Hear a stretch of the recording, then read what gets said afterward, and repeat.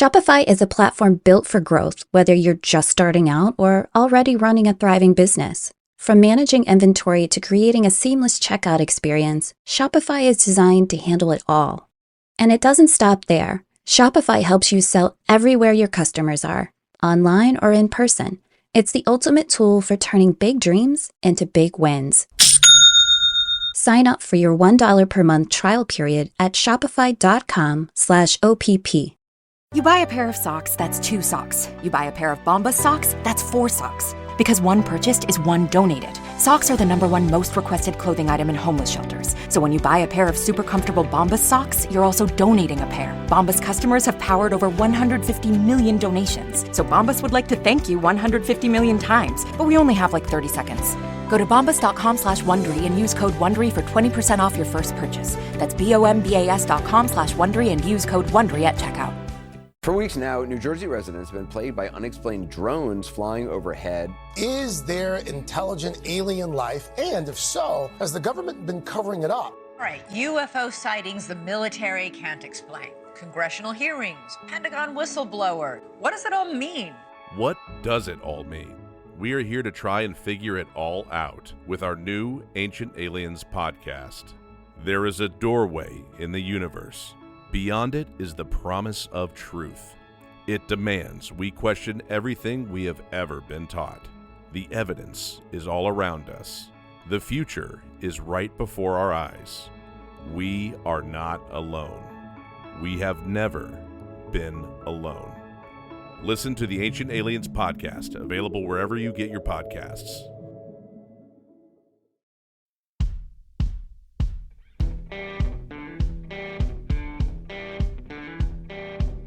I'm Brett. And I'm Alice. And we are the Prosecutors.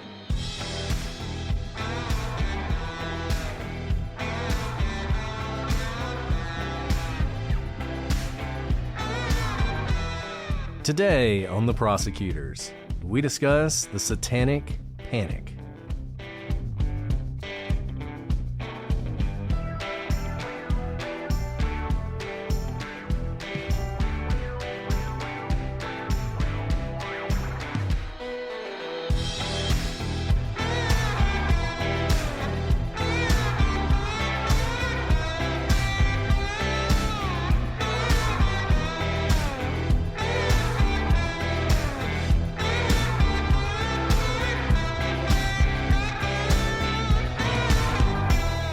Hello, everybody, and welcome to this episode of The Prosecutors. I'm Brett, and I'm joined, as always, by my devilish co-host, Alice. Hi, Brett. Way to go. Way to go. Devilish. As a precursor for talking a lot about Satanism today. Is it Satan? Satan. You know, it's really funny. Satan. I just noticed you say Satanism. It's kind of a soft. I say Satanism. As opposed to I don't know what I'm saying anymore. I don't know. It's lost all meaning. It's lost all meaning because I've read it so many times now. Satan. Yeah. Satan. Be gone, Satan. Satan. I'm going to talk a lot about Satan. I may talk about Satan for 2 episodes. If we do that, we'll release the second episode on Wednesday, though. We'll just do 1 week on Satan. I don't want too much Satan in your life, you know. Who wants too much Satan? This isn't an exorcism case, so. No, it's not. It's not. This is the most we'll probably ever talk about Satan, though. You know, this would have been perfect for October. We couldn't fit the whole series in 1 month. I think this is going to be truly, I think this is going to be very interesting because obviously we know that the Satanic Panic was kind of swirling around. At least it's been cast that way when we look back on this case. But to understand kind of where this case sat in history, if it was a Satanic Panic or if it was just an interest in certain things, I think is very informative when we're looking back on this case decades later. And I learned a lot about Satanism, I'm not going to lie, when we researched this.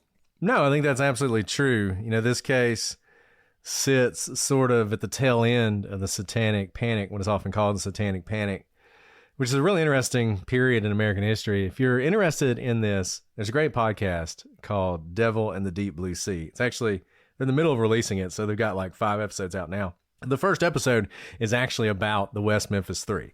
Now, they totally just go with the standard, the 3 are innocent, it was Satanic Panic. The show is really about the Satanic Panic and how it came to be.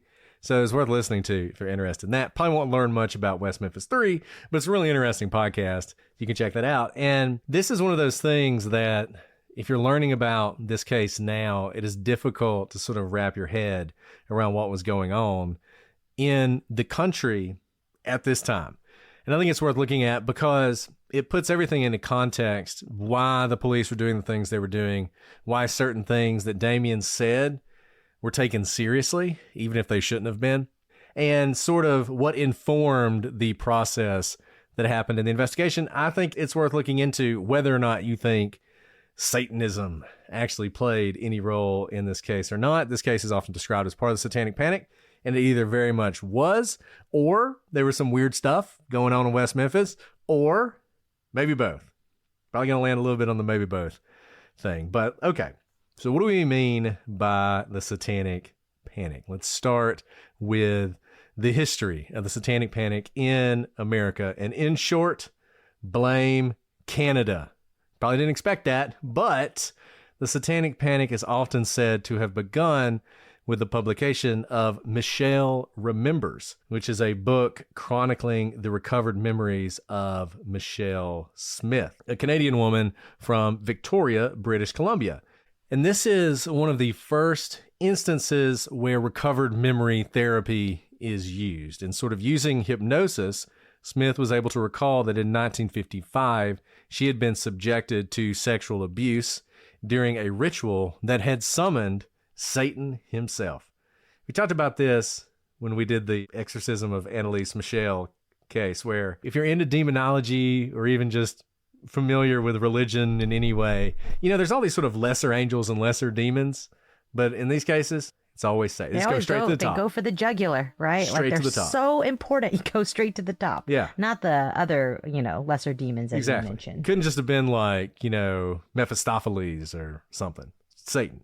I mean, even God sends like his, angels ahead to like the angel Gabriel to like announce. Yeah. It's usually not God coming down to say things, but Satan. Apparently they go straight there. Straight to Satan. And this was the first instance of something that came to be known as satanic ritual abuse, which was this idea that there were these satanic rituals going on and people were being abused sexually, physically, as part of them, up to and including human sacrifices, including sacrifices of children. And at times there would be statistics that tens of thousands of children had disappeared across the United States and Canada that were part of what was going on with this whole thing. And so during this ritual, multiple children and adults had been sacrificed. So she was sexually abused, Satan appeared, and there was human sacrifice on a grand scale. The ritual lasted 81 days, which is wild. So this book is released, Michelle Remembers, and it was an absolute sensation. She toured the world. She visited the Vatican. She appears on the Oprah Winfrey Show. Everything, right? Just all over the place. And the psychiatrist who conducted the hypnosis was a man named Lawrence Pasder, and he actually would end up marrying Michelle. It was not known when this started that they were in a sexual relationship, and in fact, he had left his wife for her, but, background information like that matters. So he became an international expert on satanic ritual abuse. And he was someone who would be hired as a consultant around the country when these cases arose. And as her story got out and various other stories are starting to be spread across the country, you start seeing these accusations that various people are involved in some sort of satanic cult activity. So Pasder was hired as a consultant on the McMartin preschool investigation, which culminated in accusations that 360 children had been abused sexually and physically, as well as mentally, for years as part of a number of satanic rituals. It turned out, you probably won't be surprised to know this, that many of the stories the children told, which were very lurid, just awful, horrific stuff. If you've ever heard tapes of the interviews, hearing these little small voices talking about what happened to them is just devastating. But it turned out that a lot of this was the result of suggestive interviews by psychologists. At the time, psychologists thought when you're interviewing children, you need to kind of prod them along so that they'll tell you the story so that they won't just close up. And in the years since, it's become very evident that children like to please, and that if you prod them along, they will go as far as you want to push them. The kids even claimed there were underground tunnels that led to secret rooms where they were sexually abused by various adults, including Chuck Norris. And that should have been the first sign that this was not true. Chuck Norris, American hero. He would not be involved in something like this. But this turned out to be the longest and most expensive criminal case in history at the time. California spent more than $15 million in a case that ultimately resulted in 0 convictions. And by 1990, the cases were over. Many of the children eventually recanted. The preschool was torn down and excavated, and there were no tunnels. Shocker of shocker. But this is the sort of zeitgeist of the time where people, they hear these stories and they not only think they're possible, they believe them fully. And everyone in the country was under the impression that something like this was happening. And I mean, this isn't just sensationalism in the book. This is now in real people's lives. I mean, 360 interviews, these horrible allegations. You can't even write fiction like this, nor do the kids realize that they're part of the ultimately, I think, what was shown to be fiction. But you can see how this catches fire because, as many people were saying at the time, okay, maybe one child can fib or say something that isn't real, but could 360 possibly do that? And so this is very, very attractive in the sense of we have to stop this. This can't possibly be 300 plus people making up lies. We are under spiritual warfare here, one of the darkest of evils coming after us. And in addition to these types of cases, which ultimately didn't go anywhere, how do we learn about things today? Well, we have lots of streaming services and lots of shows, and you betcha, especially this case, we saw it with HBO's Paradise Lost.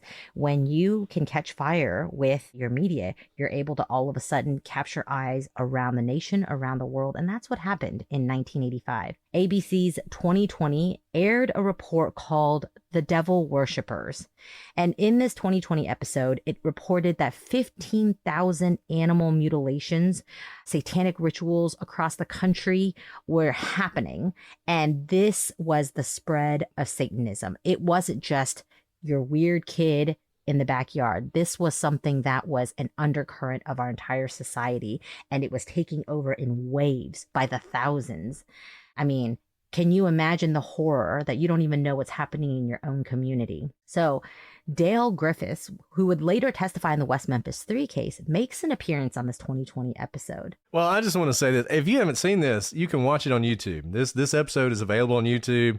Just look up 2020, Satanic Panic, and you can watch the whole thing. And, you watch it, and at the end, Barbara Walters is like, I can't believe this is going on in our country. And I just think it is impossible to really put yourself in this mindset unless you lived through it.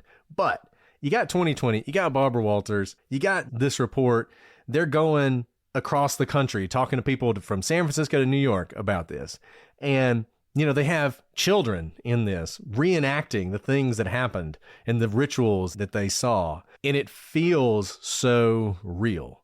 Dale Griffiths, he is going to testify in this case. He has become rather famous. If you saw Paradise Lost, you've seen his testimony. He had a, mail-in order degree, right? And that was sort of a big knock on him in the trial.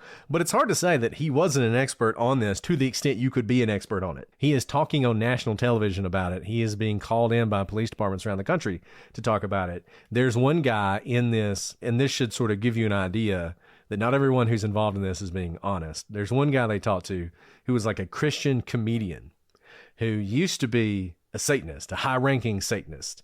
And he'd tell these stories about how the rituals went down and the sacrifices and everything else. And it turned out, an investigation later on, he was just a complete fraudster. He made everything up, all of it up. He was never involved in anything like that. But he's going on 2020, telling everybody, this is what's happening. This is what your kids are getting into. And I can tell you, I'm growing up in the South, and during this time, this was a very real thing. Like, I can remember I couldn't do anything that involved dragons. Like, dragons were satanic. So if there was a dragon in a movie or a dragon in a video game, couldn't touch it. That was the pathway to evil. To hell, right? I mean, literally so I did not grow up in Alabama as a child, but my husband did. And he like recounted stories of he'd be driving home with like, you know, other youth group members. And this was like many years later. So this is past the Satanic Panic. Harry Potter was coming out, and their youth pastor like threw the copies of Harry Potter out the window because he was like, you're opening up the doors to hell because this is magic. I mean, this had lasting impressions even outside of kind of the core time period that we're talking about here. I remember I talked to Jason Blair. I can't remember what we were talking about. They were talking about like mysteries and why mysteries are important on Silver Linings Handbook. And I was telling him there were two things we were afraid of growing up in Alabama: the Ku Klux Klan and Satanists. And they were kind of interchangeable. Like there were all these stories about these roads that would lead off into the forest. And they were either Klan roads or Satanist roads. But either way, if you like ended up on that road in the middle of the night, you were totally getting murdered. You were either getting sacrificed or just murdered straight up. I mean, this was real in all of our minds. Through high school, I can remember in high school, which was in the mid-90s, people still talking like this. And it wasn't until, I don't know exactly when it was like, wait, none of that was real. Like, there weren't Satanists running around the forest of North Alabama.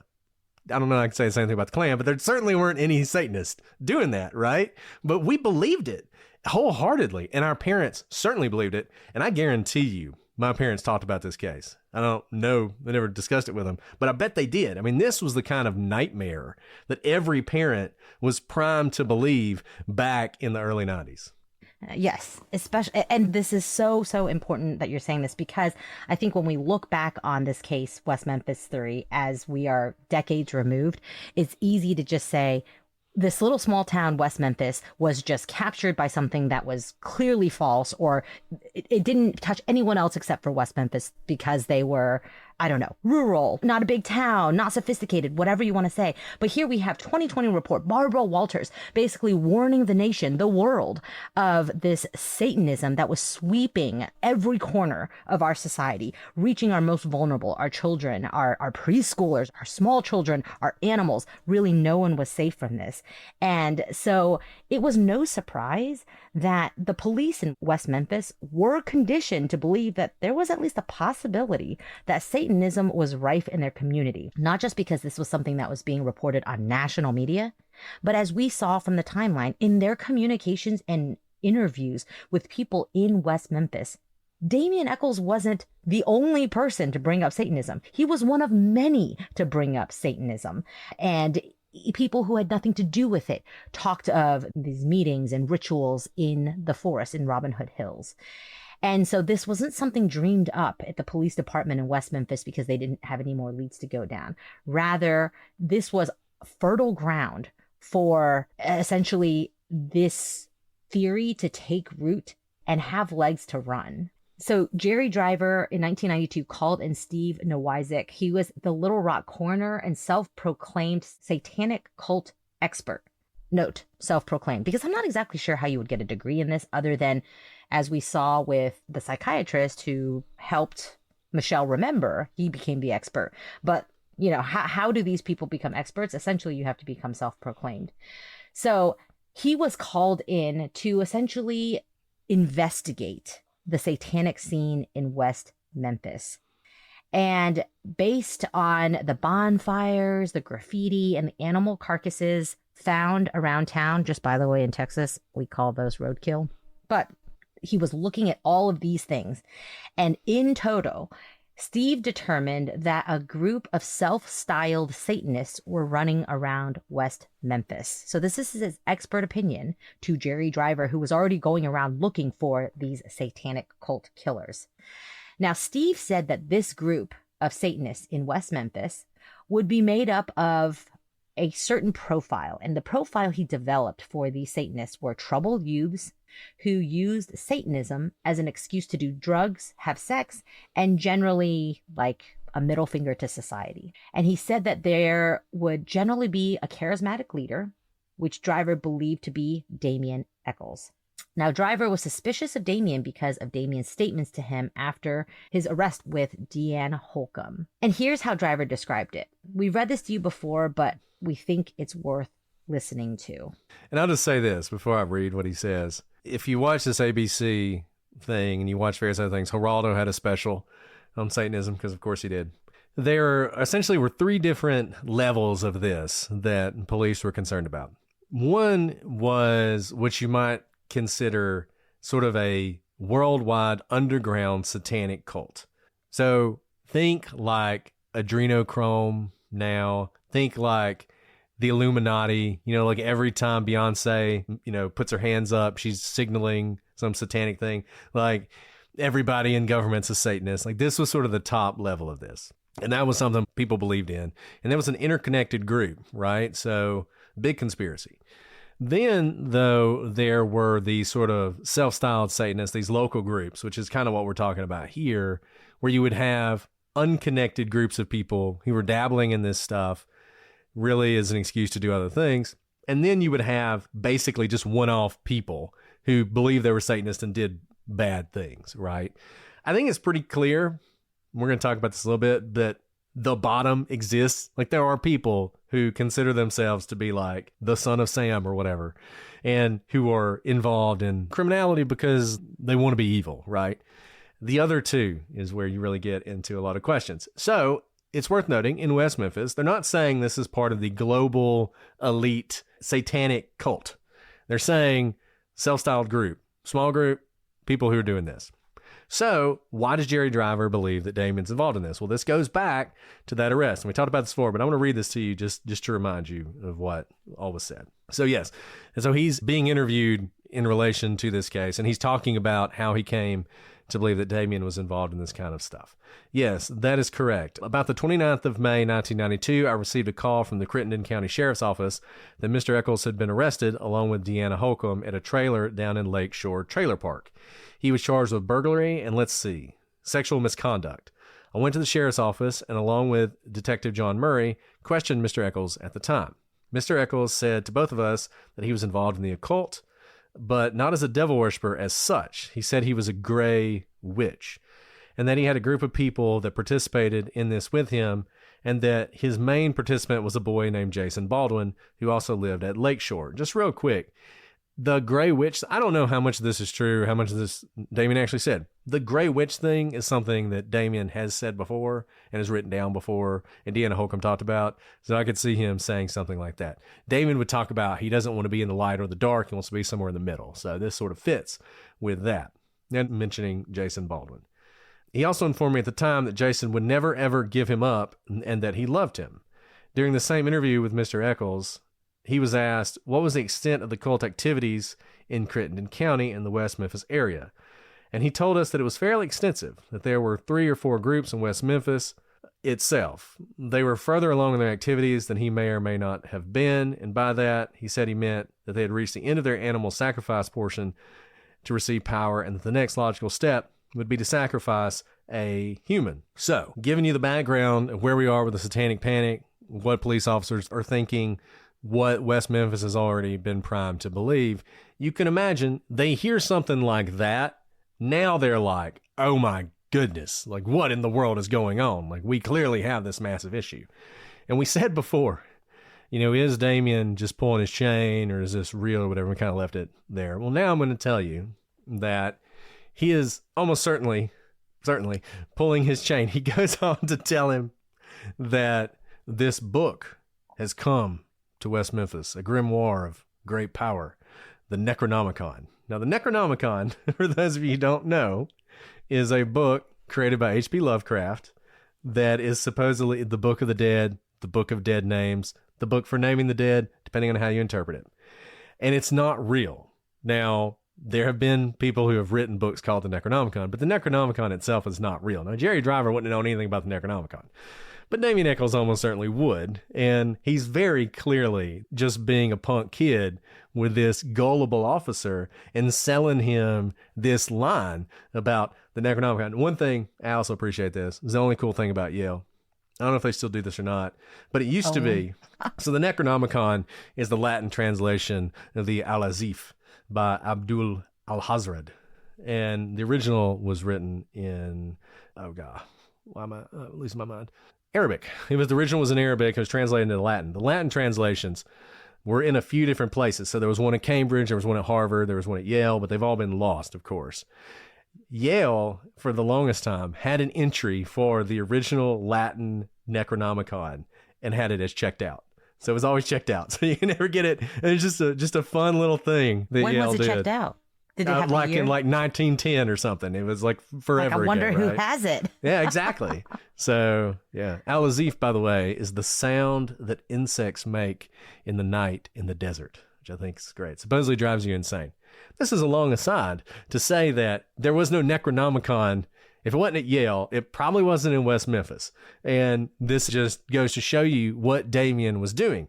Now, the fact that Damien is putting on the police, that is relevant for the case. But it also just, the fact that he did that pushed these guys so far down this path in May of 1992 that a year later, when these murders happen, they're ready to believe it is some sort of satanic ritual. And at this point, Dale Griffiths, who will eventually testify, he actually gets brought in. He becomes like a consultant for the West Memphis police as they are trying to sort of nail down this satanic cult that they believe is operating in their area and that is going to commit a human sacrifice sometime in the near future. That's a lot, right? This is a lot in the sense that it is, you're beginning to see where it's coming from, because I do think there has been a light cast on this, that it was dreamed up of out of nowhere.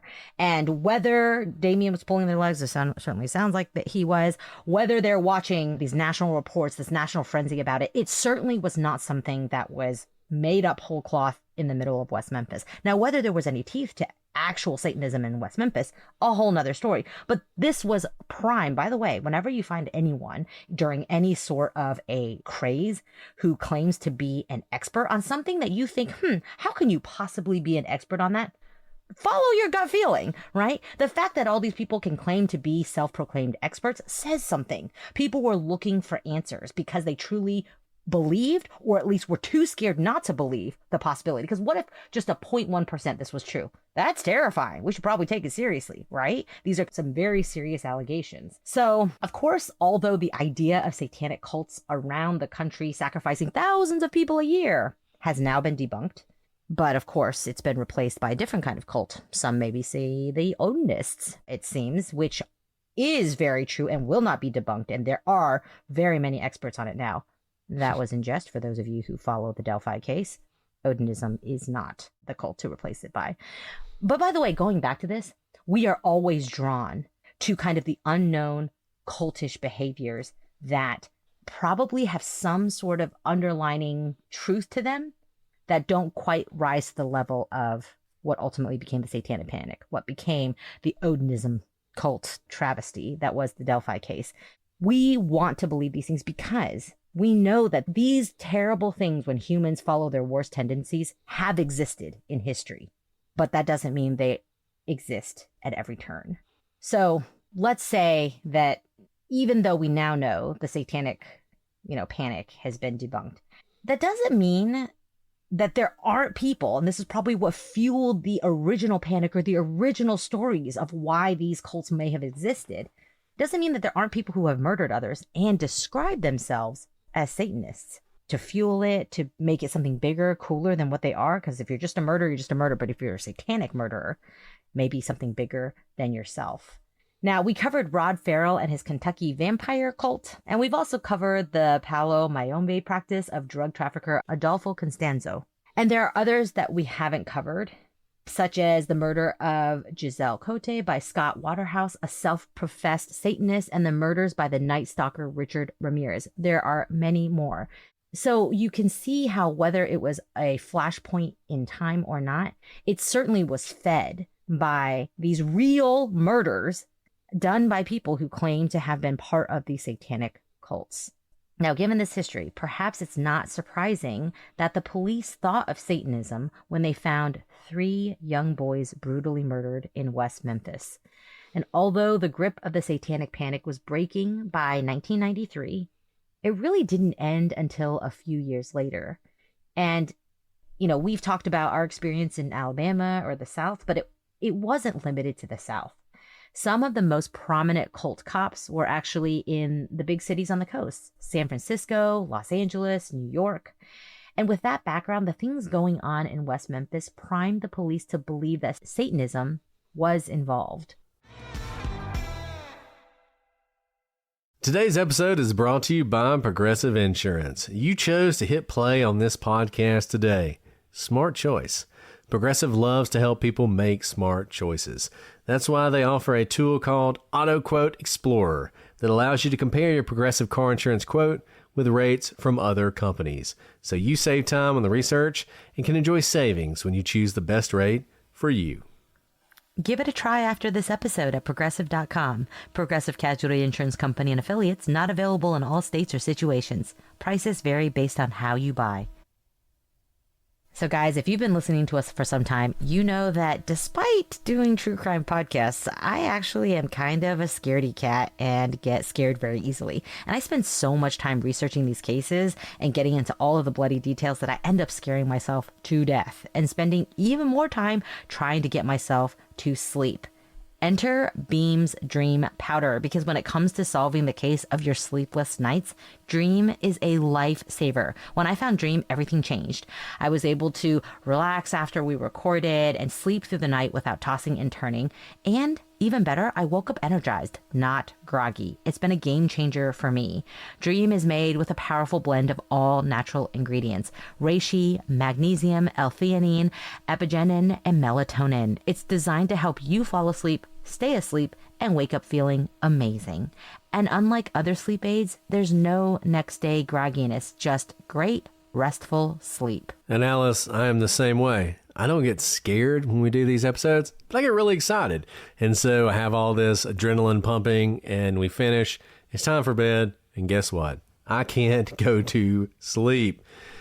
But that's why Beam is so great. It has helped me fall asleep faster. And I'm not the only one. Beam has already improved over 17.5 million nights of sleep, helping people across the country wake up and feel their best. And here's the twist. Beam's giving our listeners an exclusive offer of up to 40% off their best-selling Dream Powder. That's right, up to 40% off to finally crack the case of your bad sleep. Go to shopbeam.com/prosecutors and use code prosecutors at checkout. That's shopbeam.com/prosecutors and use code prosecutors for up to 40% off, because better sleep, that's the kind of mystery you can solve. Yeah, and as their investigation continues, I mean, initially you sort of have Jerry Driver, you have these guys who are the juvenile officers, right? I mean, they're the ones who dealt with Damien. I think Jerry Driver had spoken to Damien like 20 times in the last year, and he would ask him about all this cult stuff and how the cult stuff is going, because he was really interested in that. And you can imagine Damien would egg him on. Now look, Damien was clearly, he was interested in alternative religions. He was interested in Wicca. You know, he might have been interested in Satanism, in sort of the actual religion of Satanism, which started, I think, in the 60s and is more like this sort of hippie, do whatever you want thing than it is worshiping the devil. It's an atheist religion. They don't believe in the devil, right? He probably did look into that and all that sort of other stuff. But frankly, what he was doing wasn't all that unusual. I certainly knew people who did that in high school who were into that whole thing. I knew somebody who had the Satanic Bible and carried around. It was written by Anton LaVey, who was the founder of modern Satanism. You know, I hung out with everybody in high school.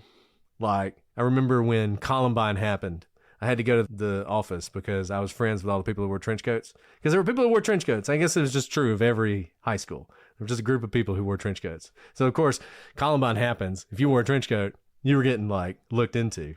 So I was friends with everybody. I was friends with a Satanist. I was in the Christian club. So I knew all these people, right, in my area. And there certainly were people who probably weren't that different from Damien. And if we'd had some really weird murder, maybe they would have ended up being investigated. But you have the police, you have these juvenile officers who are interested in this, and they're sort of pushing it. It's never clear to me, frankly, that like Gary Gitchell ever believed in this whole Satanism thing.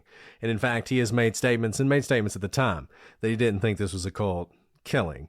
But as the police are investigating, they continue to hear things that are going to lead to the prosecution's use of this sort of occult activity as a possible motive, particularly in Damien and Jason's trial. And you got to remember, this is a bifurcated trial. So you've got Damien and Jason are tried, and then you've got Jesse Misskelley, who's going to be tried by himself. The reason for that is because Jesse Misskelley confessed. He made statements which implicated his co-defendants. He cannot be forced to testify. That's his right. So the Supreme Court has said in a case called Bruton that when you have that, you got to figure something out. One way to do it, we've talked about this before, is you can actually have two juries. You can try everybody together, but you have two juries and you bring the juries in and out. And if, when Jesse's confession was discussed, there would be Jesse's jury would be the only one in the room, for instance. They didn't do that. They bifurcated the trial. So in Jesse's trial, you've got his own words. You've got his own statements. You've got his confession. A pretty standard sort of murder trial. But then once you get to Jason and Damien's, unless Jesse's willing to testify, you can't bring that statement in because they need to be able to confront their accuser. In this case, Jesse Misskelley. So Jesse can testify and he can say everything he said in his confession. But unless he does that, it doesn't come in. So the police and the prosecutors have to get a little bit more creative in that second trial. And one thing they focus on a lot more is the motivation, like why this happened. And that's when they start talking about Satanism. That's when Dale Griffiths testifies, as in Damien and Jason's trial. And so the stuff we're going to talk about now is sort of the things that happened during the investigation that I think would have justified that in the mind of the police. We'll start off with where the bodies were found. And we talked about this a little bit in the beginning. The area where the bodies were discovered was whispered to be one of these places where cults would gather. Kathy Myrick reported that a resident of Mayfair, remember the Mayfair apartments are right next to this area, told her that Robin Hood was a place of devil worshiping. And this was supported by other residents who spoke to the police, though they never offered specifics because that's the way this always goes. This is rumor. It's the things that are heard. It's things that are spreading. And now all of a sudden everybody has a story about all the dark things that happen in the place where 3 young boys have just been found murdered. And you can appreciate how that happens and why it happens. Multiple Mayfair complex residents, including Laurie Sparles and Lynette Thomas, said there were devil worshippers in the woods, and they had seen one with black hair and one with red hair. Now, why is this interesting? Because Domini, who is Damien's girlfriend, had red hair. It was like her most defining trait. And then Damien, of course, had black hair. Now, not exactly the most solid identification, but you can imagine how in the mind of the police this would have been significant. And the police also spoke to a woman named Sheila Stewart, whose husband found sacrificed animals in Robin Hood. Now, what does it mean, sacrificed animals? I don't know. That's how she describes it. As Alice said, animals die. And sometimes animals die in violent ways. And maybe if you came upon them, you would say, oh, the animal's been sacrificed. Especially if you're already primed to believe the area where you find the animal is an area with devil worshippers. I mean, not the same thing at all because it wasn't a forest, but I remember last year I walked out to take the garbage out and it was dark out and I live by some lakes and I felt something squish beneath my foot as I rolled the garbage can out and I was like, oh my, that felt like it once used to be alive. And so I quickly ran back, was too scared to look because I didn't want to know what I had stepped in, and turned on the lights and looked out. And very strangely, I live on land. My house is on land. And there was this massive, I don't know what kind because I want to get close enough, fish, like larger than half my wingspan, right? So about 3 foot long fish in the middle of my driveway. And it had its head cut off and it had the little spine poking out of it. And it looked terrifying. It smelled terrible because fish doesn't smell great when it's not in the water anymore. And my very first thought was, who put it there to intimidate me? It's a Sicilian message, Alice. Exactly. I was like, someone put it there. Someone put it there with its decapitated head. The head is nowhere to be found in the middle of my driveway to scare me. That was my very first thought. I mean, this is also at a time when we're prosecuting some kind of scary people who moved a lot of drugs. So my first thought was, this is intimidation factor. And then I came down off my fear factor horse and I was like, okay, realistically, I live a little bit far from this lake, but it's walking distance. And really likely what happened is one of the blue heron who live in my neighborhood probably was trying to wrestle this massive 3-foot long fish, which was about as large as the heron, and probably was able to like capture its, head alone. And the fish was probably swaying back and forth, decapitated itself, and fell on my driveway. That's most likely what happened. But if you had talked to me within the first 5 minutes of me finding it, I was like, someone is here to intimidate me, and there's no way this naturally could have appeared here. That's just one small way of showing. And I was primed at the time to think someone wanted to intimidate me as well, because we had gotten threatening messages and people were supposedly stalking and watching, our office as we were prosecuting this case.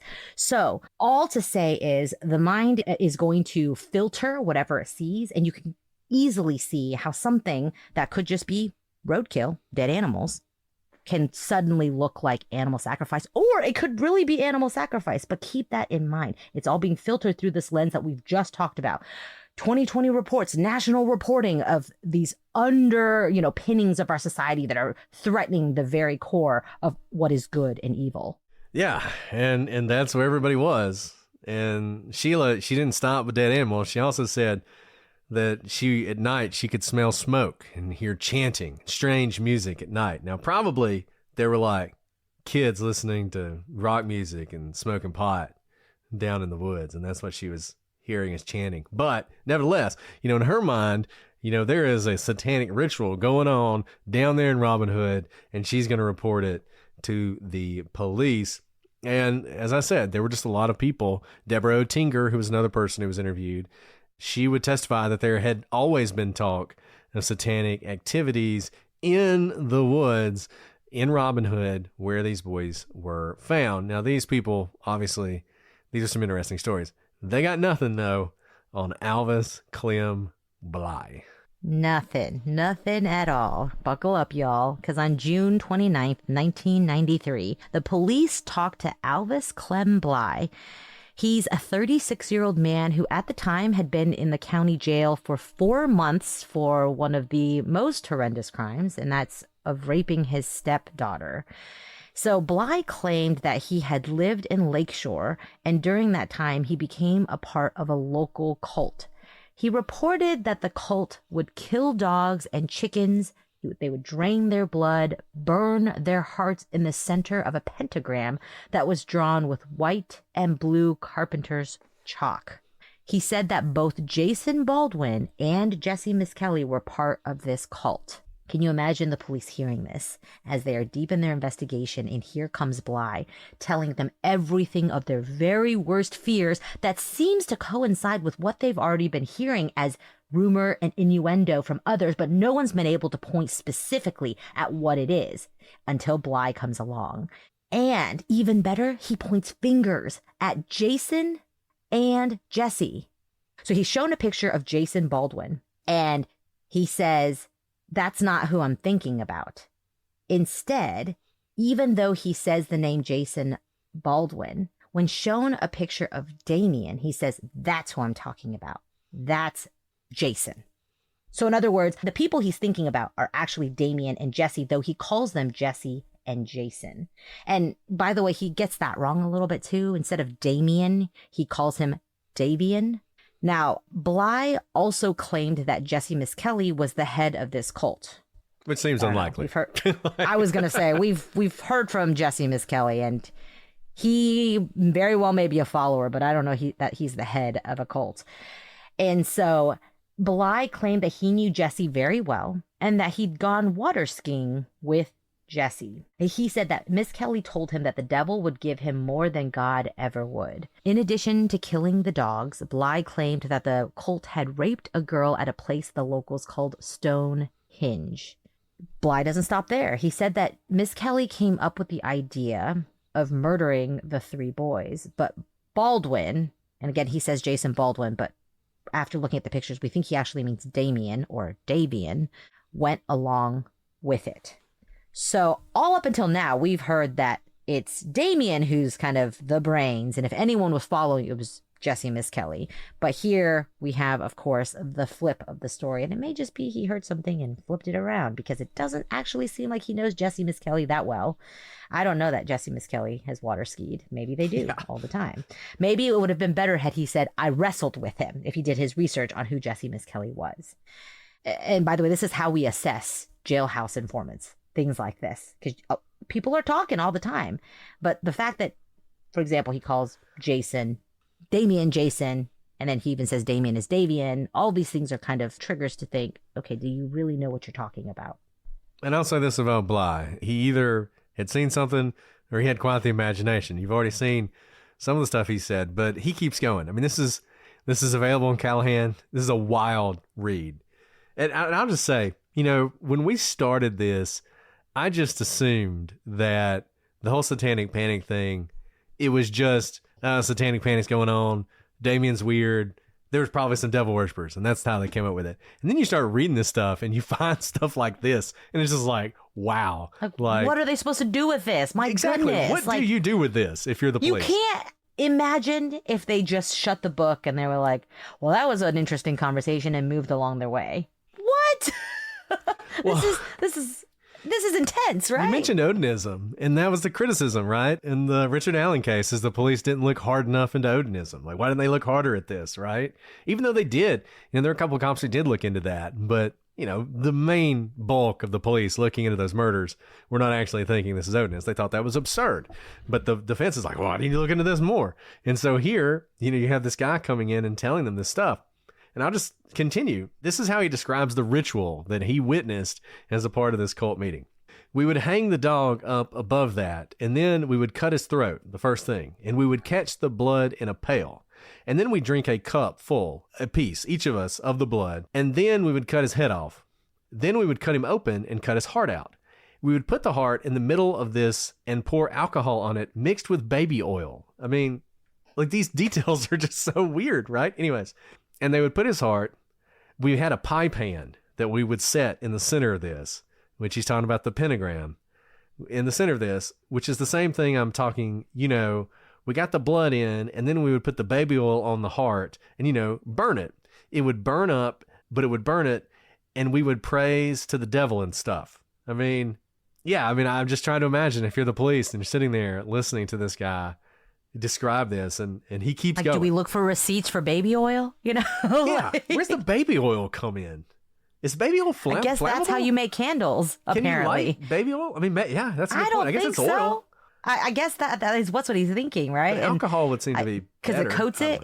Because it coats it so that you burn that up, but alcohol doesn't burn very long. So, this is a high level of detail. This is not like the other witnesses who say, oh, everyone knows that Robin Hood Hills is the place of animal sacrifices. He's actually talking about very gruesome details, whether he's completely making them up or not. They are details, and you can't write a movie, more salacious than what he's telling them. And he goes on. Bly claimed that there were at least 20 people in the cult, but very specific, never fewer than 8. So the meetings were always on Sunday at 6 p.m., and they used a black book with a dragon with a goat's body on the cover. By the way, maybe your mom was right about dragons, There you go. What's happening over here? This is where dragons got their bad rap. Yeah. I mean, talk about details here, right? So on this black book, and there was this, dragon with a goat's body who he referred to as Saint Lucifer's second son. Not first son, second son. Bly said that if the cult killed the boys, they would have beaten them to death. Now, Bly was surprised that they hadn't had their heads cut off, because that's what you're supposed to do, he said. And in fact, what they've done to the dogs. So he noted that the book told them to bite the penis off of the dogs, what he called the devil's circumcision. But he said no. This is so detailed. This is wild. I know. This is wild. Anyways, sorry. It's not just describing horrific things, even if it's just his imagination. He's naming them as well, right? It's not just, oh, we do this horrific thing where we bite off, the sex organs. He says, oh, of course, that's called the devil's circumcision. You haven't heard of it? I mean, he absolutely is pulling in all the elements to, if I am the interviewer, my head's exploding at this point. because I don't believe him, but also I can't not follow up. And then also I have to believe him in some senses because he is being so detailed and so specific about the things that are happening. So back to him talking about the devil's circumcision. He claims that no one was brave enough to do that, which is to bite off the sex organ. And so what they did was they cut the penis off instead. Now, Bly said that Jesse Misskelley carried a knife with him at all times and that he called it a gut knife. The cult wanted to sacrifice a child, and Bly said that the book told them it had to be a child who was 8 years old or younger. Now, very interesting, because we've been hearing about all these things that the book tells them they have to do. Bly doesn't even own this book. Bly says that he got this book from the library. He checked it out. It's due in 2 weeks, or he gets charged a fine. And the West Memphis can you Public imagine Library, if this is the book? Yeah, if this is like the book of life, death, whatever you want to call it, the book that tells you basically how to live your life as a cult leader, you don't even own it. You know, like I just check out my Bible and read it in 2 week spurts. Hey, maybe the West Memphis Library did have the Necronomicon. I mean, they are this library.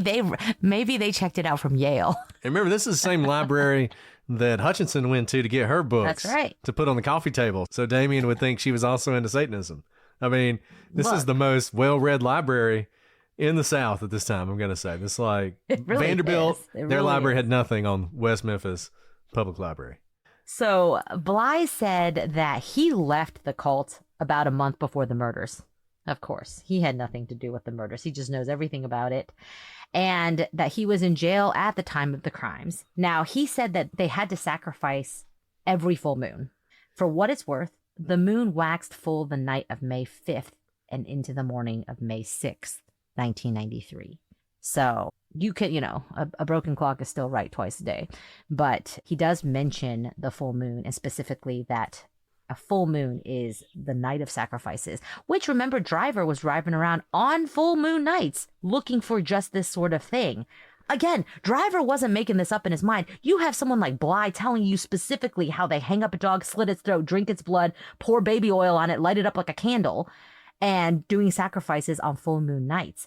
This is absolutely being fed by multiple witnesses, and not in small part by Bly as well. Now, like all the other witnesses, police wanted to polygraph Bly, but it appears that he never was. I mean, I don't really trust and really depend on polygraphs, but it would have been fun to see it light up like a Christmas tree. Yeah, I think I would have trusted this one. when it said he was lying, I think I would have bought that. I mean, look, this is fascinating and really interesting. I think all of us sitting here listening to this, we not being in the midst of the satanic panic, the guy is clearly trying to get off from the rape charge, right? I mean, he's raped his stepdaughter. He's looking at a lot of time. If he can help. And by the way, when I said it was one of the worst crimes, I didn't mean like worst in terms of, I mean, obviously we were talking about a triple horrific homicide. Worst to be in jail for. You know who does not get it well by other criminals in jail? Someone who has violated their own, a child within their care is one of kind of the lowest crimes in terms of the totem pole of security, shall we call it, in prison. So that's what I meant by one of the worst. He has a lot to lose if he stays in prison. He may not make it out alive. He has every interest to try and get out because he's facing a very long sentence among other inmates who hate his guts. And I think he would have known, he knows his way around the system. He would have known if he just goes in and says, oh yeah, Damien's in a cult, and so is Jesse Misskelley. You notice, this is right after the confession, right? What does everybody know? Everybody knows that Jesse Misskelley confessed. Who's the head of the cult in his telling? Jesse Misskelley, right? Not surprising. And he also throws in Damien's name. He throws in Jason's name. It's going around the jail cells just like everywhere else. Now, he is a storyteller. The stuff he talks about is wild. And you wonder also how much of the facts of the crime have also gotten around the jail, because several of the things he says are consistent, like that the boys were beaten to death. They were beaten to death. One of the boys has very serious injuries to his genitalia. That's consistent with what he's saying. So he has some information, but I don't think it's because he was in a cult. I think it's because he's heard things going around. But once again, you can imagine what the police heard when they heard the story, though it seems like even the police, he went too far, because they never did polygraph him. And this sort of just dies away. But he is not the only one who talks about occult rituals at Stonehenge, which is always 2 words. When they write this up, it's always 2 words. They don't write it as Stonehenge. Hinge. Hinge. So, It's like the app. And it was find stones. Yeah, exactly. There you go. If you're looking for occultists in your area, you can go to Stonehenge. This is like an old cotton gin. It's like an abandoned cotton gin. It reminds me, so it's super creepy. There's all these like pentagrams and everything else. It reminds me in Tuscaloosa, I've told this story before. Tuscaloosa is famous for its insane asylums. And one of them is called Old Bryce. And Old Bryce was the place that you went to in the middle of the night to scare yourself. It was completely abandoned. It had caught on fire. It was gutted. It was overgrown, everything. But what was funny about it, there is a Bryce Hospital that is very old. This was actually the newest of the buildings, but it was just one that had closed and had kind of fallen into disrepair. So it was the one that got the reputation as being this sort of really creepy place, right? And I feel like Stonehenge is the same way.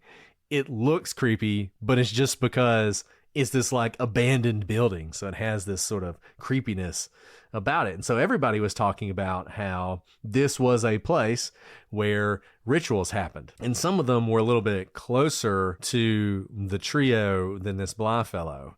So Dennis Carter, who described himself as a good friend of Jesse's and said he had known him all his life, said that he had heard of rituals happening at Stonehenge that involved sacrificing dogs by decapitating them, which is exactly what Bly said. Gotta just wonder how far this story is sort of circulating.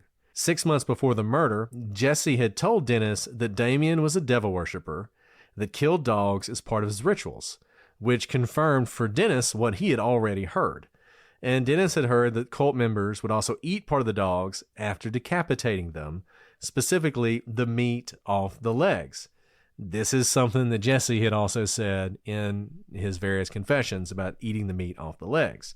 And just to confirm what I was saying earlier, Dennis stated that in the woods around West Memphis, that he had often seen Satanic or KKK symbols carved in the trees. I'm telling you, I don't know why, but in the South at this time, there was this linkage between the Ku Klux Klan, which for those of you in the other country is this white supremacist, like domestic terrorist group in the United States, and satanic cults. For some reason, I'm not sure why, but you see Dennis Carter saying the same thing in describing what he had heard from Jesse. And this is a story the police probably took a little bit more seriously than Bly's. He is not the last person they interview. They also interview a 16-year-old named Ricky Clymer. Now, Ricky said that he had joined the cult at around 10 because he just wanted something to belong to. Interestingly, Ricky referred to Damien as Michael, which was his given name. So sort of makes you think maybe there's something to this. Ricky said that Damien, Jason, and Jesse were members of the same cult as him. And he said that they would perform rituals in the woods that included animal sacrifices, including cats and dogs. He said they would cook these animals after they sacrificed them, and they would eat the meat of the animals, and it made them feel powerful. By the way, just really quick, I'm not an expert in animal sacrifices at all, but isn't like at least historically the purpose of a sacrifice is that you give it up and so like you do not take it back for meat? I mean, like in the biblical times, in like civilizations that are now gone, when you do sacrifice, the whole point is you sacrifice and you give in place of something else, like a child, and you leave it at the altar for the gods or the satans that you are worshiping, and you don't then get to like barbecue with it. So I'm just having a little issue with their animal sacrifice, because that just sounds like a barbecue. It doesn't sound like animal sacrifice. I'm going to go on a limb and say animal torture at that. If this cult existed, they weren't the most sophisticated cultists. So, but you're right. That is a criticism. Shouldn't be eating the meat. One of many. Yeah, exactly. Otherwise, it is just we're just cooking out. That's all we're doing. We're choosing to eat dogs. But they would do that. They would eat the dogs. It made them feel powerful.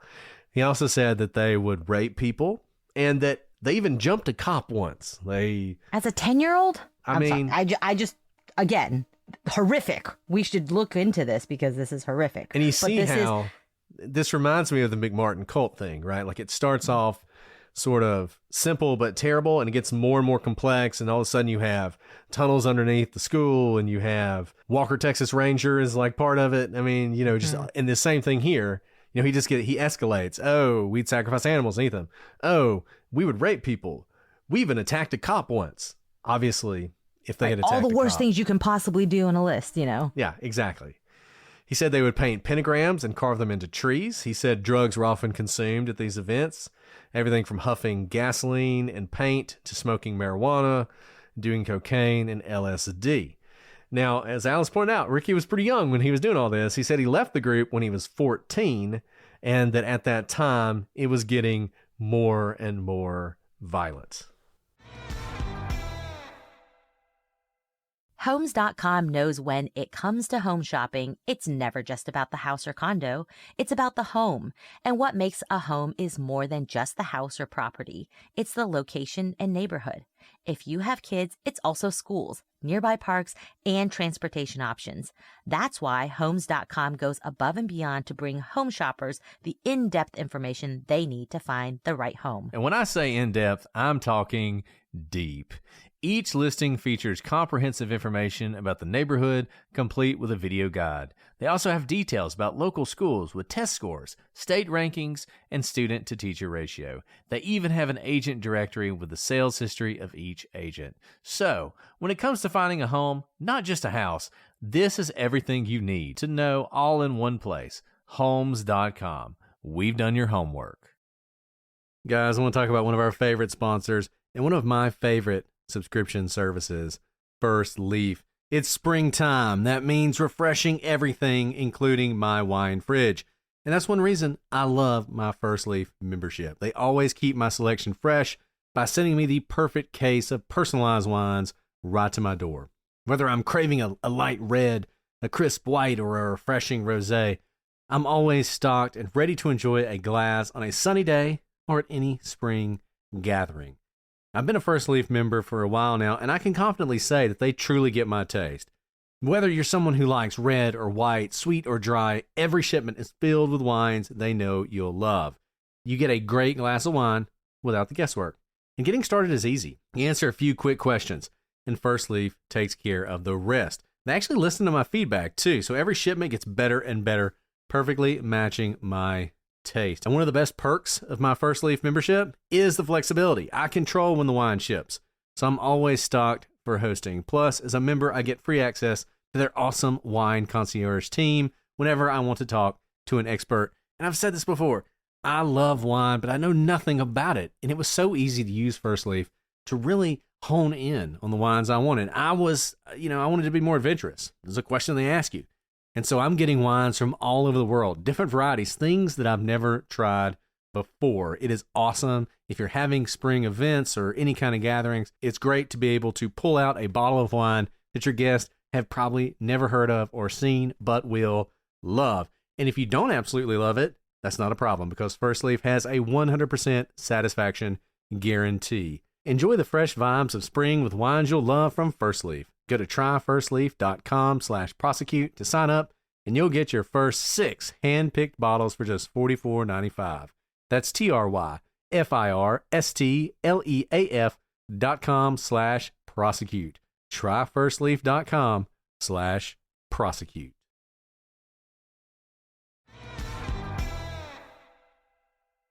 So, as you can probably tell, Clymer had some problems. He's been in and out of mental hospitals for years, and the story that you just heard he told, it smacks of fantasy, right? It doesn't really seem rooted in reality. Well, at one point, he tells police that Damien and the group attacked and killed a Blood because of gang fame, because they were affiliated with the Crips, who were apparently, in Clymer's telling, a satanic group. So all of a sudden, the Bloods and the Crips are part of this as well. I mean, this kid watches TV is all I know. I don't know that he's reading books, but if he does, it's definitely at the West Memphis Public Library. And not to make fun of him, because it smells like, and we know of his mental history, that it is fantasy, except there's probably a lot of underlying mental illness that's causing him to say a lot of these things as well. But he's not the only one. It would be one thing if we just had a couple people who were in and out of mental institutions saying these sorts of crazy things, and just a couple inmates who were trying to get off of their sentences saying these things. We are just rife with people who are feeding into this theory here. So then there's Jason Crosby. Crosby, also called Damien Michael, his given name, and he had known him for over a year. Now, Jason Crosby also said he knew Jesse Misskelley and Jason Baldwin. John Heath, who was the principal at Marion Junior High, took a statement from Jason in which Jason told him that he knew Damien was in a satanic cult and he would kill animals and eat the meat. Again, this is coming back with the eating the meat. He claimed that he'd overheard Jesse and Damien in the weeks before the murders talking about catching a bum and setting him on fire. He claimed that he was afraid to tell anyone because Jesse would kill him. And Jason would later deny all of this when questioned by the police. He said that Damien had told him about Wicca, but never about black magic or satanic groups. And Jason would later disclaim these statements as well. Again, when you hear about all these things that he's saying, very well, they may have talked about finding a bum and burning him, was it?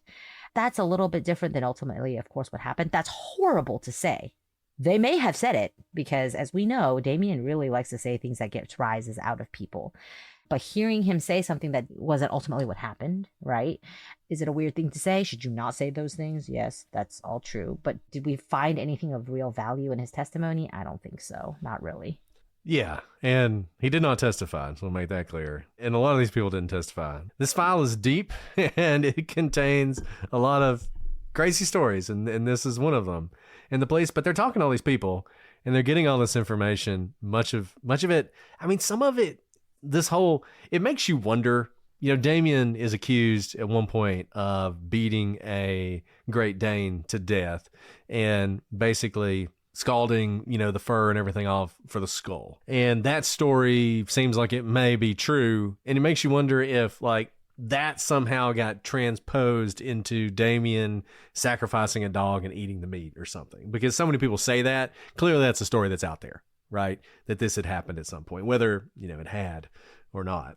So police also interviewed 18-year-old Shane Divelbus. You'll remember him from before. While Damien and Deanna Hulcom were dating, Shane and Deanne had begun to talk, and when Damien and Deanne broke up, Shane and Deanne started dating.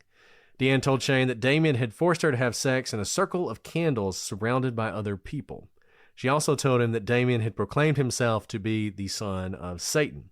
Deanne, she testifies in the trial, doesn't testify to any of this.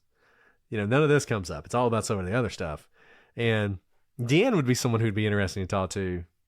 I would like to talk to her just because so much of what we know about Damien comes from Deanne. Deanne says so many things about Damien and his involvement in various cults and everything else, and it's just interesting. So she tells him this story. Now, Divelbus will say that Damien had threatened to kill him, and one day at school, and we've heard about this, threw him to the ground and clawed at his eyes until someone pulled him off.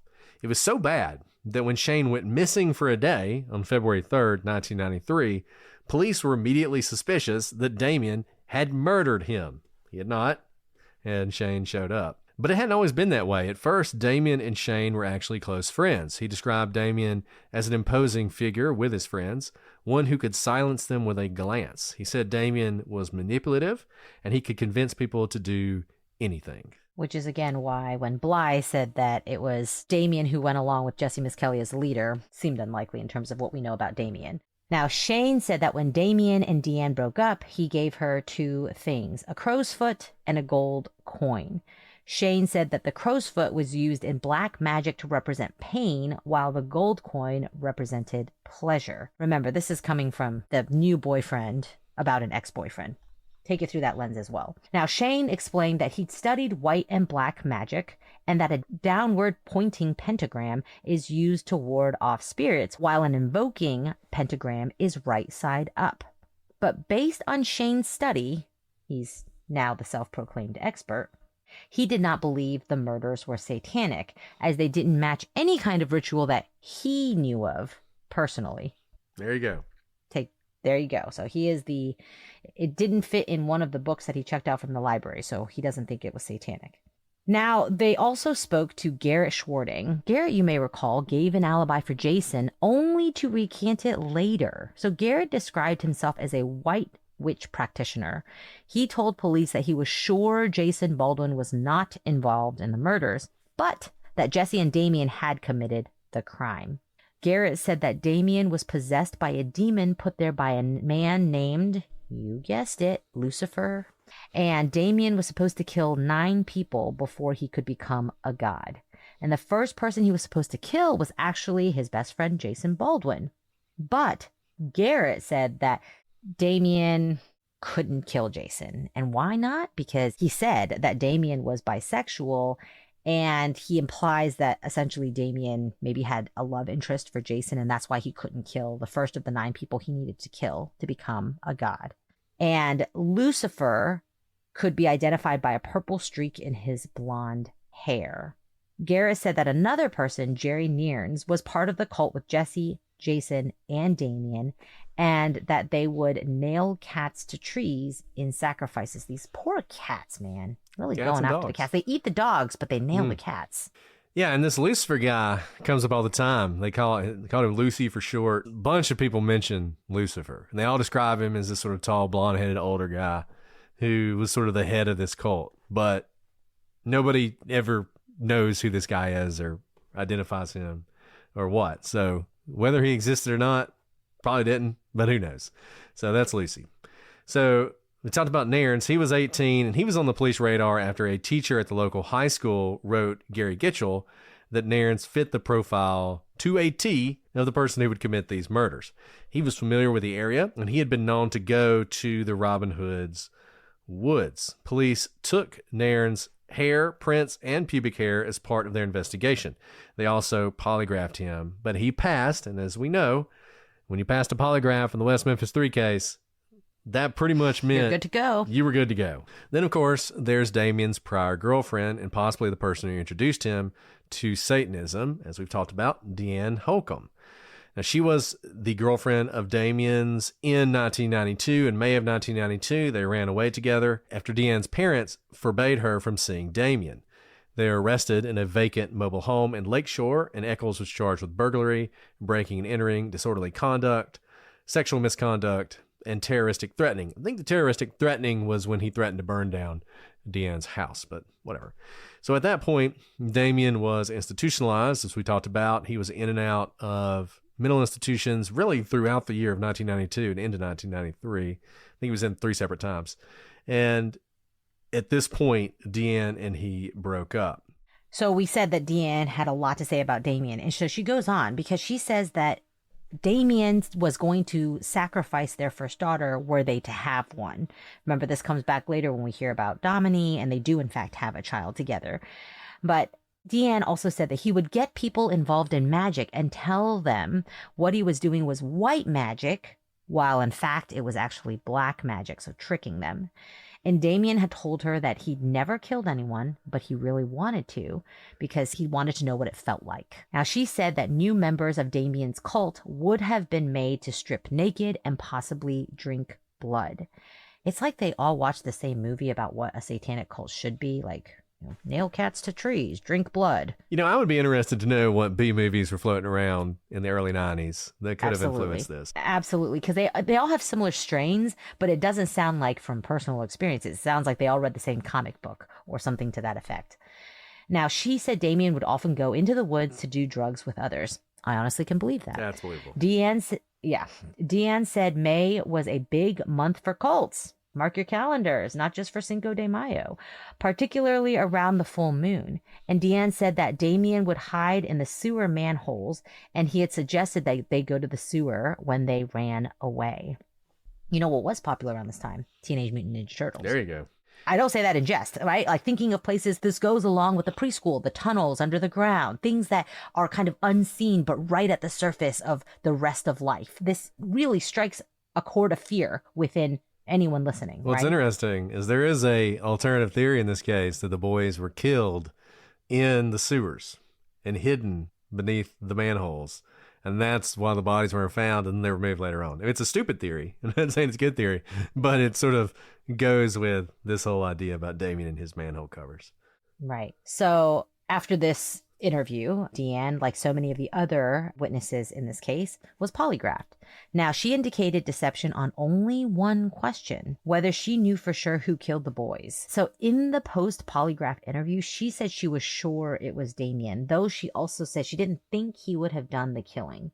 He would have had someone else do it. And Deanne said that if Damien ordered Jason to kill the boys, that Jason would have done it. So for what it's worth, I mean, she, on the polygraph, seemed to be telling the truth. Like I said, let's talk to Deanne. Maybe we'll get to talk to Deanne. That would be cool. So Deanne said she was a black witch. She went on to say that Damon would lie and say he was into white magic, but he was actually into black magic.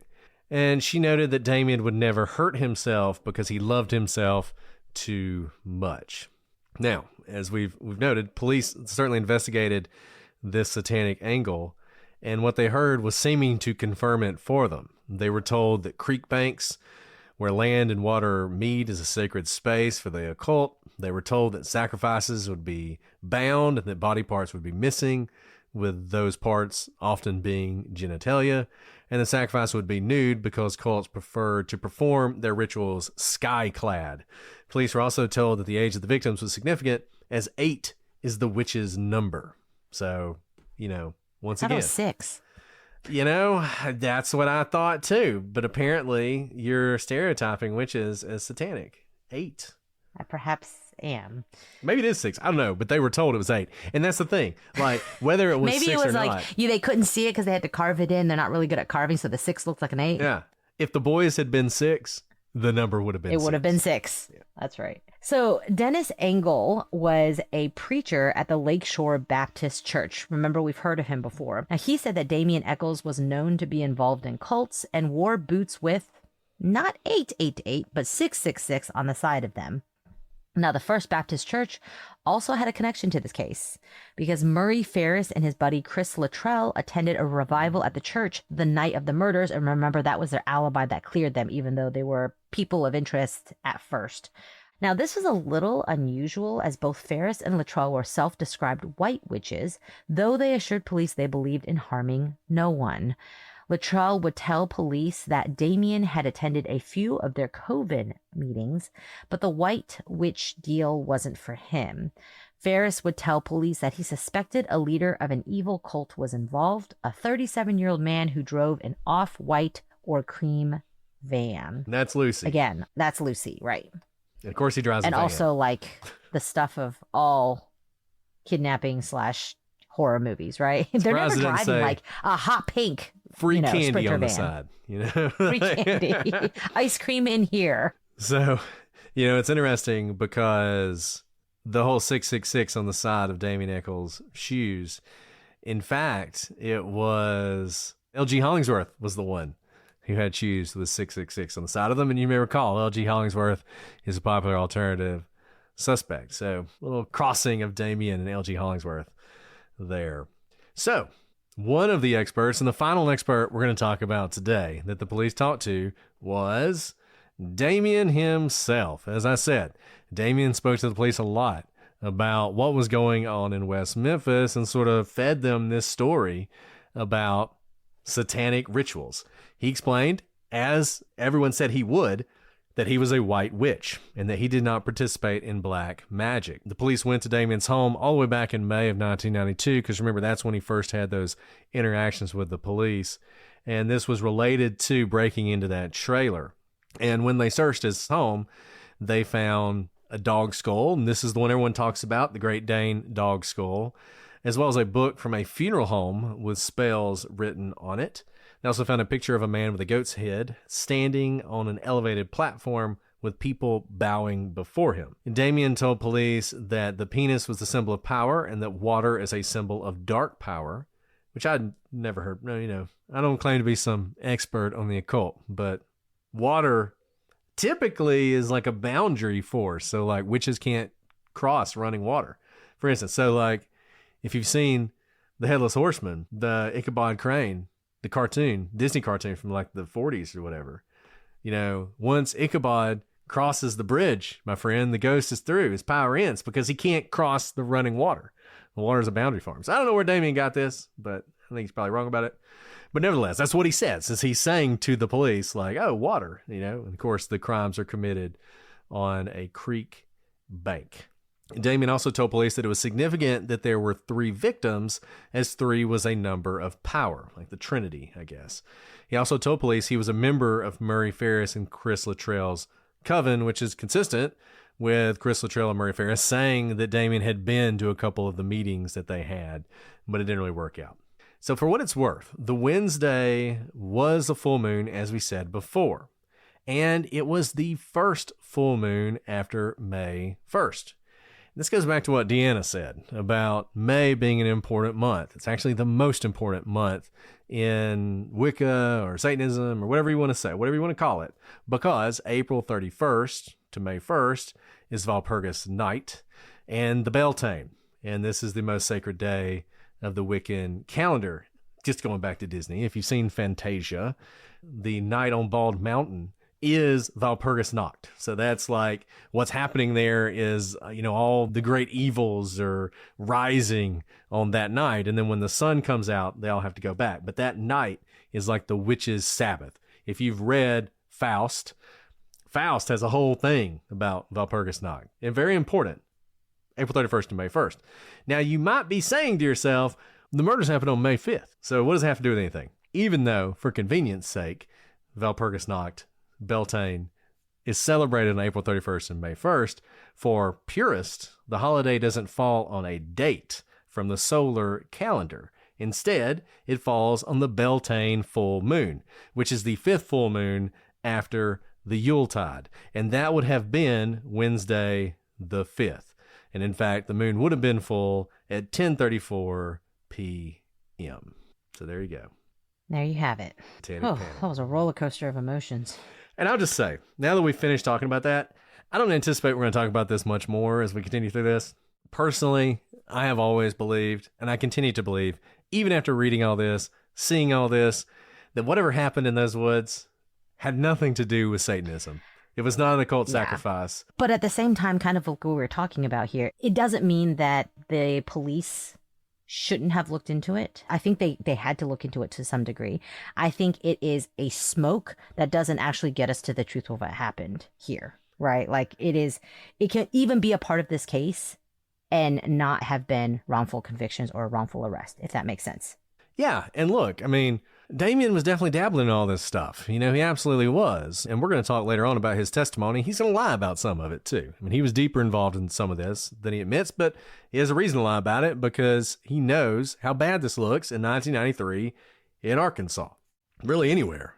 And we talk about Arkansas like it was unique. Anywhere, these would have been bad facts for Damien, that he was involved in all this to whatever extent he was. Even if it was just, you know, he liked to read Aleister Crowley or whatever, would have been bad for him. You know, if Damien Echols is guilty, if the 3 are guilty, could some of this have been rolling around in his head when it was happening? Maybe. I'm not going to say it wasn't. It's just like we said before. There are people who have murdered people who had sort of like these ideas in their mind when they were doing it. But I don't think this was some sort of sacrifice. I don't think there was any sort of sacrificing going on. I think this was the zeitgeist at the time. This was the milieu that everyone was living in West Memphis, that this is what was going on. And it did affect the investigation, and it did affect the way the police looked at Damien and prosecuted this case eventually. But is this a satanic crime? No. Does that really have anything to do with whether or not these 3 are involved in the murder? I don't think so. And like Alice said, I feel like this is kind of a smokescreen, and it's been a smokescreen that's been over this case for a long time. If you've watched Paradise Lost, you see it. There's so much focus on this. And there's a reason we felt it was necessary to do an entire episode on it, to talk about it, because it is such a part of this case. But that doesn't mean it's a part of the crime. And I don't think it's a part of the crime. And, you know, I'm curious what other people think now that they have heard how this investigation went. Yeah, I know. I think that's absolutely right. I think it helps explain why certain measures were taken, why certain interviews were requested, why they took certain people's polygraphs. But at the end of the day, I don't think that this is a satanic killing. I think this is a horrific killing. And very possibly the people who did it may have even pointed it to saying it was a satanic killing to make it something bigger than it was, which was just a horrific crime against innocent children. And to weave this into some movie as opposed to what it is, which is just devastation and tragedy. And seeing all this is helpful to know where it sits in time. But I think focusing on the satanic panic and ties of the convicted to the Satanist cults, maybe not white witch, black witch, whatever, is missing the real thrust of the evidence in the case. And I don't think we need to spend more time focusing on it, because if we wanted to write a movie, if we wanted to make something that was very, exciting, of course you would focus on the satanic aspect of the case. But for evidentiary purposes, other than to understand why they interviewed certain people, what people were saying, and kind of what was everyone's filter in which they were seeing many things, is helpful to know. But I don't think this is going to be the key for understanding what happened that night to the boys. Like I said, well, I'm sure we'll mention some of this again because it comes up a lot, but I think we're not going to spend a lot of time on Satanism going forward. Next week, we're going to sort of return back to our general outline and start talking about various things about the case in more depth, including some tough stuff like the autopsies of the boys, how these boys were bound, the kind of injuries they suffered, what kind of weapons might have been used, the area they were found, that sort of thing. Now that we've talked about this subject, which, there's not a lot that's fun about this case, but you can kind of have fun with this just because it's so out there. Next week's going to be a little bit tougher, but we're going to get back into that and work through some of that. I'm interested to know what you guys think, though. If we've been too dismissive of the satanic angle. There are people who believe, I talked about that book Abomination, and that guy thinks this is part of some greater satanic thing going on in the world. That's his position. So maybe we've been too dismissive of it. It is something that's important. It played a role in the trials, or at least one of them. So, let us know what you think. Shoot us an email, prosecutorspod @prosecutorspod for all your social media. Join us on the gallery on Facebook. There's been a lot of discussion of this case, and frankly, it's been pretty good. This is our 8th episode we've recorded. We've released 2. Hadn't gotten crazy yet. I don't know if everybody's focused on Karen Reed or not. There's a few people who are whatever, but that's fine. That's part of the game. So join the gallery and let us know what you think on there. If you want to hear these episodes recorded live, join Patreon for as little as $3 a month. You can watch us record these episodes. And then you can also get those episodes once they're edited early and ad-free before everyone else.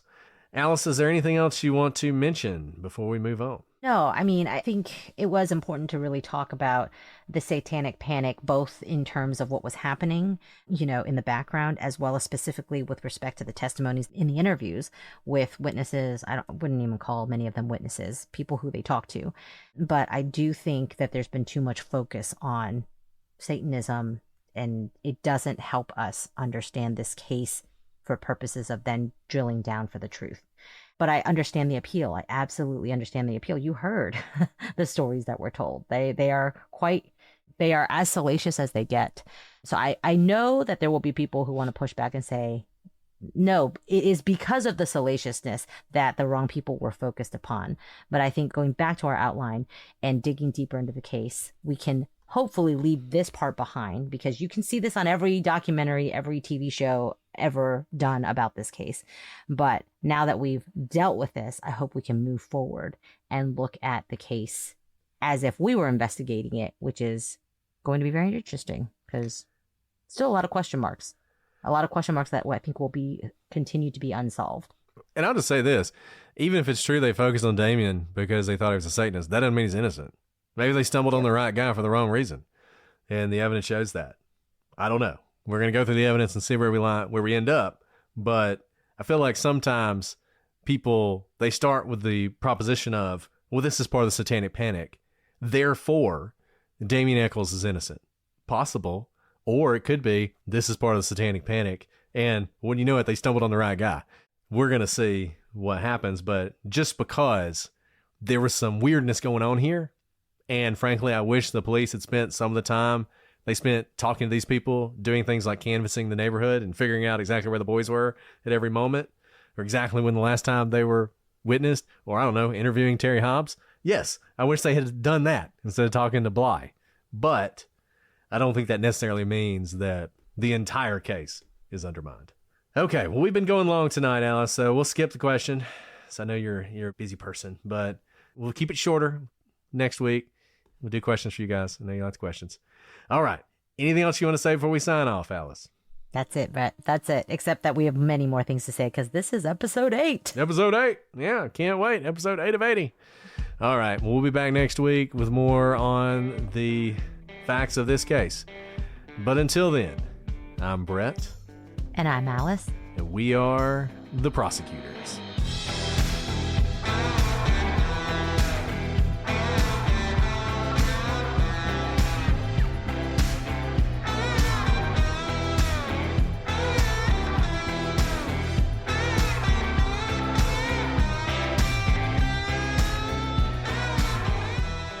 You want to know something funny? Sure. Oh, always. Wait, hold on. Last time, I hope my audio wasn't weird because it switched like when I opened it up again. I hope it wasn't originally switched. I'm sure it's fine. We'll find out.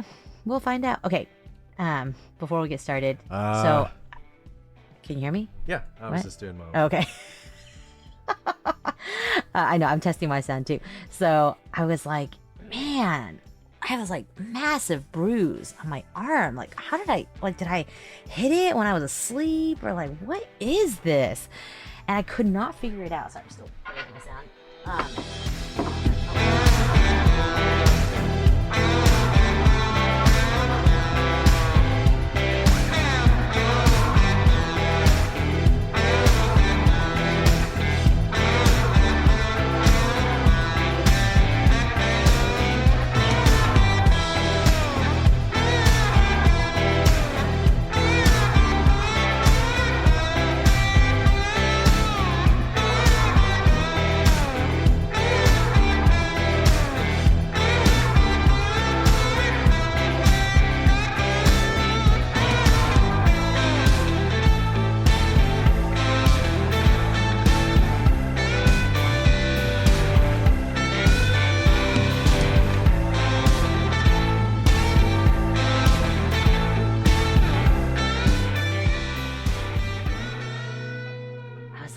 What is this? Did I run into the wall? I could not figure it out. And then tonight, while I was holding Alice's son, I always hold him on my left arm because I'm doing things with my right arm.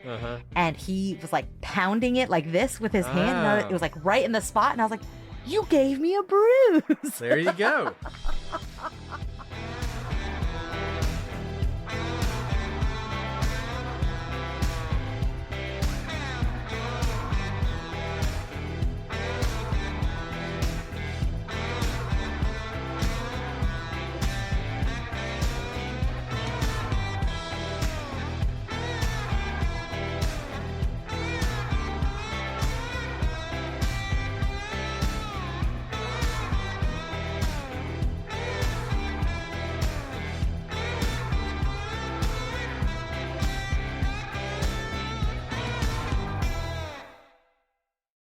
Are you looking for your next case?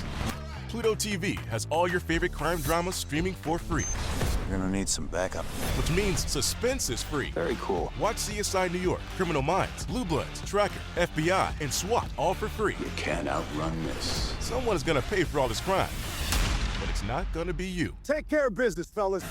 Watch all the cases, all for free, from all your favorite devices. We got you. Feel the free. Pluto TV. Stream now.